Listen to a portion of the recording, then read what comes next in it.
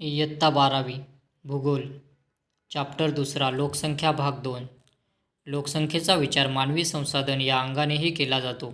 मानवी संसाधनातील शारीरिक आणि बौद्धिक या दोन्ही वैशिष्ट्यांचा प्रदेशाच्या विकासावर प्रभाव असतो. कोणत्याही प्रदेशाचा विकास इतर संसाधनांबरोबरच मानवी संसाधनांचा वापर कसा केला जातो यावर अवलंबून असतो. मानवी आर्थिक क्रियाही या संदर्भाने विकसित होत असतात. किंबहुना या संसाधनांच्या वापराशिवाय इतर संसाधने वापरण्यावर बंधने येऊ शकतात. या बाबींचा विचार करता लोकसंख्येची रचना, लिंग गुणोत्तर, साक्षरता दर या बाबींचा अभ्यासही लोकसंख्या भूगोलात करावा लागतो. लोकसंख्येचे घटक. 1. वयोरचना. वयोरचना म्हणजे वयोगटांनुसार असणाऱ्या लोकांची संख्या, जसे अर्भक, बालक, कुमार, युवक, प्रौढ, वृद्ध. लोकसंख्येमध्ये प्रत्येक वयोगटाचा हिस्सा असतो. हा हिस्सा देशानुसार बदलत असतो. याचे कारण म्हणजे प्रत्येक वयोगटातील लोकसंख्या वेगळी असते. लोकसंख्या अभ्यासक लोकसंख्येचे वय व लिंगानुसार वितरण दर्शवण्यासाठी मनोऱ्याचा वापर करतात. या आलेखातील मध्यभागी असलेला य अक्ष हा वयोगट दाखवतो. या स्तंभाची लांबी ही त्या वयोगटातील लोकसंख्येची टक्केवारी दाखवते. या आलेखात डाव्या बाजूस पुरुषांची संख्या व उजव्या बाजूस स्त्रियांची संख्या वयोगटानुसार दर्शविली जाते. आलेखामध्ये तळाला बाल वयोगटापासून तर शीर्षाकडे वृद्ध वयोगटाकडे क्रमवार वितरण दाखवतात.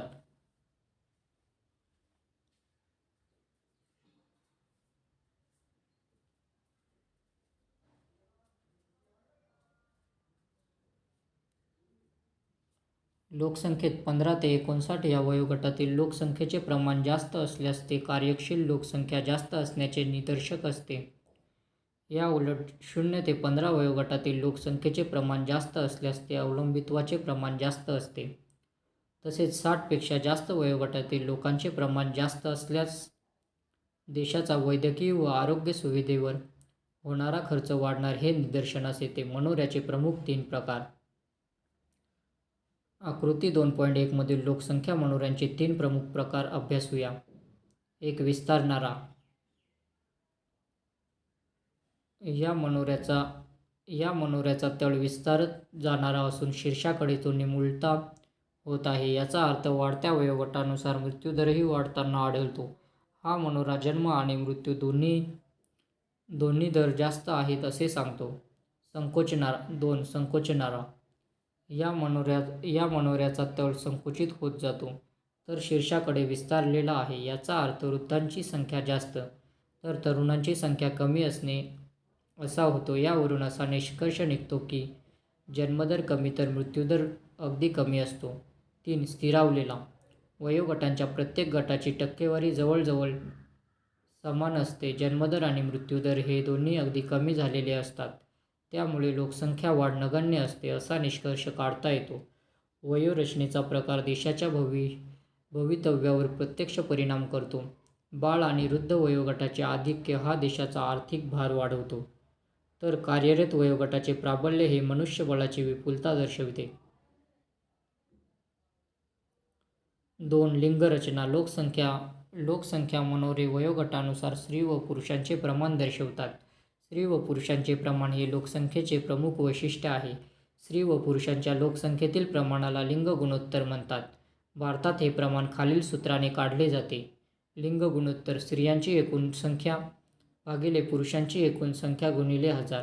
देशातील स्त्रियांची स्थिती पुरुषांच्या तुलनेत लिंग गुणोत्तराच्या आधारे सांगता येते. जागतिक स्तरावर लिंग गुणोत्तराचे सर्वसाधारण प्रमाण दर 1990 स्त्रिया असे आहे. लाटव्हिया, इस्टोनिया, रशिया व युक्रेन या देशांचे लिंग गुणोत्तर सर्वात जास्त म्हणजे दर 1000 पुरुषांच्या तुलनेत 1162 एवढे आहे. संयुक्त अरब अमिरात या देशाचे लिंग गुणोत्तर सर्वात कमी म्हणजे दर 1000 पुरुषांच्या तुलनेत 667 एवढे आहे. चीन, भारत, भूतान, पाकिस्तान, अफगाणिस्तान या देशांमध्ये लिंग गुणोत्तरांचे प्रमाण कमी आहे. थोडक्यात आशिया खंडाचे लिंग गुणोत्तर प्रमाण कमी आहे. एखाद्या देशाच्या वयोरचनात होणाऱ्या बदलामुळे त्याच्या अर्थव्यवस्थेत झालेली वाढ म्हणजे लोकसंख्येचा लाभांश होय. हा बदल जन्मदर व मृत्यूदर कमी झाल्याने घडून येतो. जन्माचे प्रमाण कमी झाल्याने अवलंबित्वाची संख्या कार्यशील लोकसंख्येच्या तुलनेत कमी असते. थोडक्यात लाभांश म्हणजे भागधारकांना प्राप्त झालेल्या नफ्यातील लाभ होय. नफ्याचे भागधारकांमध्ये होणारे वाटप होय. देशामध्ये कार्यशील व अवलंबित्व लोकसंख्या असते. कार्यशील व अवलंबित लोकसंख्येतील गुणोत्तरावरून देश आर्थिकदृष्ट्या किती क्रियाशील आहे ते ठरवता येते. म्हणजेच कार्यशील लोकसंख्येचे प्रमाण जेवढे जास्त तेवढे या कार्यशील लोकांचा हातभार देशाच्या अर्थव्यवस्थेत जास्त असतो. जेव्हा एखाद्या देशाची लोकसंख्या एका टप्प्यातून दुसऱ्या टप्प्यात संक्रमित होते तेव्हा त्याच्या जन्मदरात आणि मृत्यूदरात बदल होतो आणि त्या देशाचा वयोगट रचनेतही बदल होतो. कमी जन्मदरामुळे अवलंबित लोकसंख्या कार्यशील लोकसंख्येपेक्षा कमी होते. अवलंबित लोकसंख्या कमी व कार्यशील लोकसंख्या जास्त असल्याने अतिरिक्त मनुष्यबळ उपलब्ध होते. या मनुष्यबळाचा इतर क्षेत्रात वापर करून घेतल्याने देशाच्या आर्थिक विकासाचा वेग वाढवता येतो. त्यामुळे काळानुरूप दरडोई उत्पन्न वाढत जाते. याचा आर्थिक फायदा लाभांशाच्या रूपात सर्वांनाच होतो. लोकसंख्या लाभांशाचे फायदे आपोआप मिळत नाहीत. शिक्षण, आरोग्य, संसाधन इत्यादी क्षेत्रात योग्य धोरणांची अंमलबजावणी एखाद्या देशातील शासन करते की नाही यावर लोकसंख्या लाभांश अवलंबून असतो. शैक्षणिक पातळी, रोजगार, गर्भधारणेची वारंवारता, कर संदर्भातील प्रोत्साहन, आरोग्यविषयक योजना, निवृत्तीवेतन, निवृत्तीविषयक धोरणे आणि आर्थिक धोरणे यांवर ते अवलंबून असते. एखाद्या देशात लोकसंख्या लाभांश मिळतो किंवा कसे हे खालील प्रकारे लक्षात येते. वैयक्तिक बचत वाढते व ती अर्थव्यवस्थेस चालना देऊ शकते. मुलांची संख्या कमी असल्याने पालक त्यांच्या शिक्षणाकडे लक्ष देतात. अशा प्रकारे मानवी भांडवल तयार होते. महिला कार्यशील व आर्थिकदृष्ट्या सक्षम बनल्यास त्यांचा देशाच्या आर्थिक विकास वाढीस हातभार लागतो. अवलंबित्व गुणोत्तर कमी झाल्यास दरडोई उत्पन्न वाढते.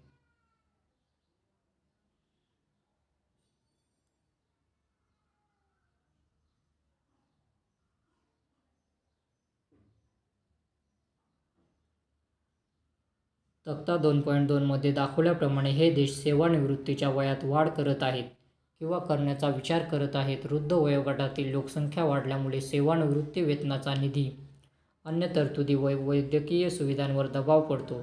म्हणजेच अनेक देशांनी निवृत्तीचे वय वाढवण्यास सुरुवात केली आहे. लोकांचे आयुर्मान वाढत असल्यामुळे वृद्धांची संख्या वाढत आहे. लोक अधिक वयापर्यंत काम करू शकतात. उदाहरणार्थ, जपानमधील आयुर्मान सुमारे 84 वर्षे आहे. तेथील सेवानिवृत्तीचे वय सध्या 60 वर्षे असून ते आता 70 पर्यंत वाढवण्याचा विचार सुरू आहे. या ठिकाणी लोकसंख्येच्या आणखी एका वैशिष्ट्याचा विचार करायला हवा, तो म्हणजे वयोरचना. वयोरचनेचा विचार करता या देशांमध्ये लहान मुले आणि युवकांचे प्रमाण कमी आहे किंवा कमी होत आहे. म्हणूनच या देशांनी सेवानिवृत्तीचे वय वाढवण्याचा विचार केला आहे. चीनमध्ये सेवानिवृत्तीचे वय 2045 मध्ये बदलले जाईल, कारण त्या सुमारास तेथील वयोरचनेमध्ये बालक व युवकांचे प्रमाण कमी होण्याची शक्यता आहे. भारतात देखील आयुर्मान वाढत जाण्याची शक्यता आहे. हे लक्षात घेता तसेच युवक आणि बालकांच्या वाढत्या प्रमाणाचा देखील विचार केला पाहिजे. 3. साक्षरता आणि शिक्षण. लोकसंख्येतील साक्षरतेचे प्रमाण हे देशाच्या आर्थिक व सामाजिक विकासाचे द्योतक असते. या प्रमाणाचा थेट संबंध लोकांचे राहणीमान, स्त्रियांचा समाजातील दर्जा, उपलब्ध शैक्षणिक सुविधा व शासनाच्या धोरणांशी असतो. साक्षरता हे आर्थिक विकासाचे कारण व परिणाम दोन्हीही आहे. देशानुसार साक्षरतेची व्याख्या बदलते. भारतामध्ये 7 वर्षांवरील व्यक्ती साक्षरतेच्या गणनेसाठी विचारात घेतली जाते. ज्या व्यक्तीस लिहिता, वाचता आणि गणिती क्रिया समजून करता येतात ती अक्षरे मानली जाते.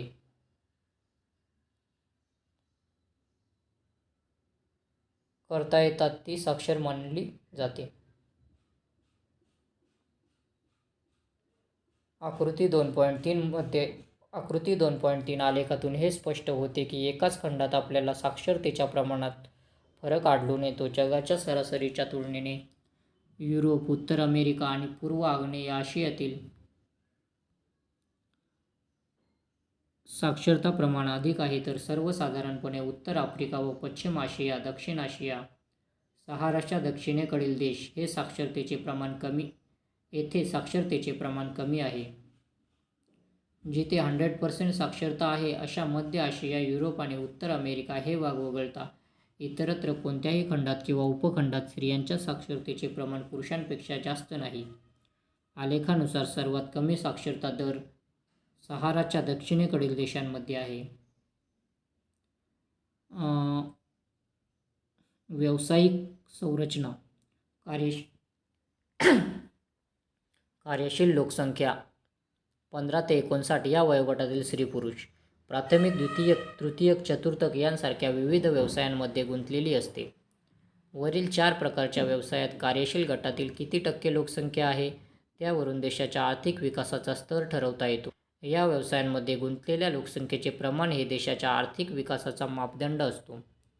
याचे कारण म्हणजे विकसित राष्ट्रांमध्ये औद्योगिक आणि पायाभूत सुविधा प्रामुख्याने उपलब्ध असल्यामुळे अशा देशातील कार्यशील लोकसंख्या द्वितीयक, तृतीयक किंवा चतुर्थक व्यवसायात जास्त आढळते. या उलट ज्या देशाची अर्थव्यवस्था अजूनही कृषीप्रधान आहे तेथील कार्यशील लोकसंख्या प्रामुख्याने प्राथमिक व्यवसायात गुंतलेली आढळते. लोकसंख्येची ग्रामीण शहरी रचना. लोकसंख्येच्या वास्तव्याच्या ठिकाणावरून ग्रामीण व शहरी असे 2 वर्ग करता येतात. या दोन्ही लोकसंख्येचे राहणीमान, व्यवसाय, सामाजिक रचना इत्यादी वेगळ्या असल्याने हे वर्गीकरण सहज करता येते. ग्रामीण आणि शहरी भागातील लोकसंख्येचे वय, व्यावसायिक संरचना, लिंग गुणोत्तर, लोकसंख्येची घनता आणि विकासाचा स्तर यात तफावत असते. ग्रामीण आणि शहरी लोकसंख्येतील फरक जाणून घेण्यासाठीचे मापदंड प्रत्येक देशात वेगवेगळे असू शकतात. सर्वसाधारणपणे प्राथमिक व्यवसायात गुंतलेल्या कार्यशील लोकसंख्येचा वर्ग जेथे जास्त असतो तो ग्रामीण भाग, तर प्राथमिक व्यवसायाशिवाय इतर व्यवसायात कार्यशील लोकसंख्या जास्त गुंतलेली असेल तर तो शहरी भाग असे मानले जाते. स्थलांतर.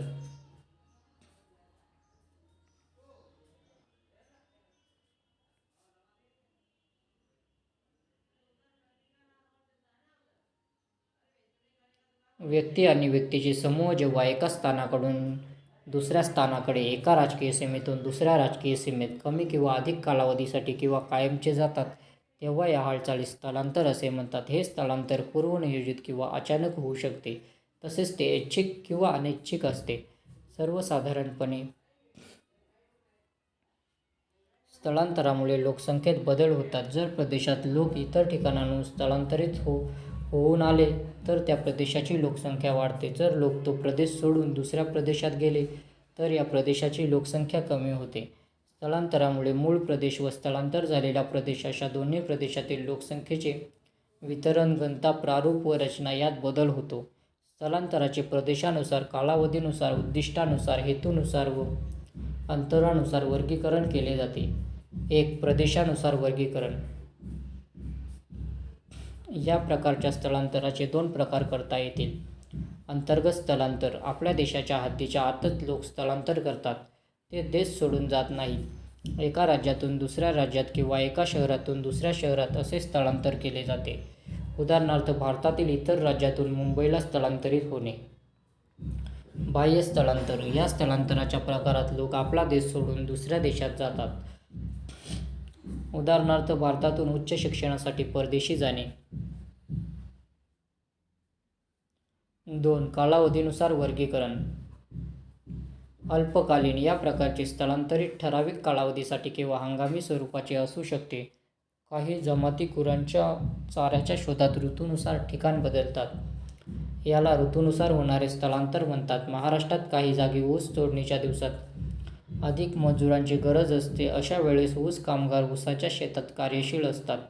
जेव्हा शेतावर काम संपते तेव्हा हे ऊस तोड मजूर शहरात जाऊन मजुरी करतात. हे हंगामी स्थलांतराचे उदाहरण आहे. दीर्घकालीन. यामध्ये लोक आपले राहते ठिकाण दीर्घकाळासाठी सोडून नवीन ठिकाणी जातात. ते परततील याची खात्री नसते किंवा आले तरी ते थोड्या दिवसांसाठी सुट्ट्यांमध्ये येतात. भारतातून लोक अमेरिकेच्या संयुक्त संस्थाने किंवा ग्रेट ब्रिटन इत्यादी देशात जाऊन स्थायिक झाले आहेत. गावातील काही लोक रोजगाराच्या शोधात शहराकडे येऊन येथे स्थायिक झाले आहेत. दोन्ही उदाहरणांमध्ये जर स्थलांतरित झालेली व्यक्ती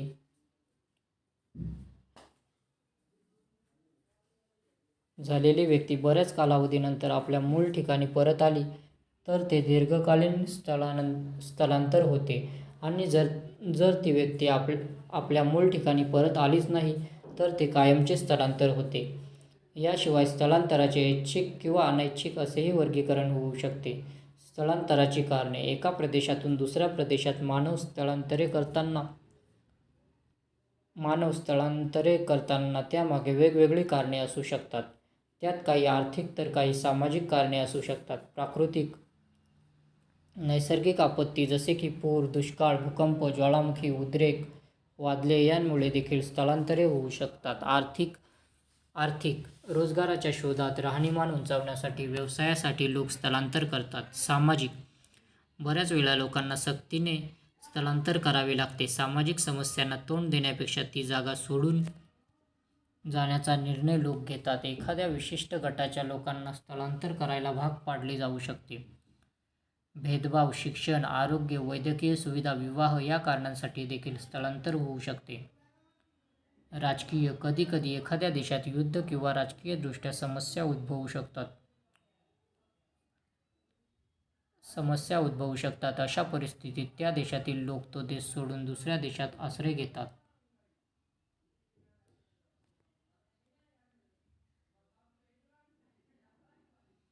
जोपर्यंत एखाद्या ठिकाणी मानवाच्या सर्वसामान्य आर्थिक, शारीरिक, मानसिक गरजा भागतात तोपर्यंत तो तेथेच राहतो. परंतु जेव्हा त्याला तेथील वास्तव्य अशक्य होते अशा वेळेस तो त्या ठिकाणापासून दूर जातो. मानवाला मूळ वास्तव्यापासून दूर जाण्यास प्रवृत्त करणाऱ्या घटकांना अपकर्षण घटक म्हणतात. उदाहरणार्थ, रोजगाराच्या संधी कमी होणे, युद्ध, दुष्काळ, प्रदूषित पाणी किंवा हवा इत्यादी अपकर्षण घटक आहेत. या उलट जेव्हा काही कारणांमुळे एखाद्या क्षेत्राकडे व्यक्ती आकर्षित होतात अशा कारणांना आकर्षक घटक म्हणतात. उदाहरणार्थ, शिक्षण, रोजगाराच्या संधी उपलब्ध होणे इत्यादी. स्थलांतराचे लोकसंख्येवर होणारे परिणाम. लोकसंख्या अभ्यासात आपण अनेक घटकांचा विचार केला जातो. लोकसंख्येचे वितरण व घनता या दोन घटकांवर स्थलांतराचा परिणाम होतो. लोकसंख्येचे स्थलांतर हे दोन प्रदेशांदरम्यान होत असते. त्यातील एक प्रदेश देणारा तर दुसरा प्रदेश घेणारा असतो. प्रदेशातील लोकसंख्येला स्थायिक होण्यासाठी निवास, पाणीपुरवठा, वाहतूक, आरोग्य, शिक्षण, मनोरंजन अशा विविध सोयीसुविधा आवश्यक असतात. स्थलांतरामुळे देणाऱ्या प्रदेशातील अशा सोयीसुविधा वापराविना किंवा कमी वापरल्या जातात व त्यांवर झालेला खर्च अनावश्यक होतो, कारण तेथील लोकसंख्या कमी झालेली असते. अशा प्रदेशात लिंग गुणोत्तर तसेच वयोरचनेतही मोठे बदल घडतात. उदाहरणार्थ, केरळ राज्यातील कार्यकारी वयोगटातील बहुसंख्य पुरुष रोजगारानिमित्त परगावी परदेशी जातात. या राज्यात त्यामुळे पुरुषांपेक्षा स्त्रियांचे प्रमाण जास्त आहे. येथील लोकसंख्येच्या वयोरचनेचा विचार करता बालक व वृद्ध वयोगटातील लोकसंख्या जास्त आढळते. या उलट घेणाऱ्या प्रदेशात उपरोक्त सोयीसुविधांवर मोठ्या प्रमाणात ताण निर्माण होतो. लोकसंख्येच्या तुलनेत निवास, पाणीपुरवठा, वाहतूक या सर्व सोयी अपुऱ्या पडतात. याचा सर्वात मोठा फटका सदर प्रदेशातील व सीमावर्ती भागातील शेतीवर होतो. निवासाच्या सोयींसाठी मोठ्या प्रमाणावर शेतीयोग्य जमीन बिगर शेतीसाठी वापरली जाते. घरांच्या किमतीत प्रचंड वाढ होते. निवासांच्या कमतरतांमुळे झोपडपट्ट्यांची वाढ होते. सार्वजनिक सोयीसुविधांवर प्रचंड ताण येतो. अशा शहरात आर्थिक विषमताही मोठ्या प्रमाणावर वाढीस लागते. गुन्हेगारीचे प्रमाणही वाढते. घेणाऱ्या प्रदेशात पुरुषांचे प्रमाण स्त्रियांपेक्षा जास्त असते. उदाहरणार्थ, मुंबई, पुणे. कार्यशील लोकसंख्येचे प्रमाण इतर गटांच्या तुलनेने जास्त असते.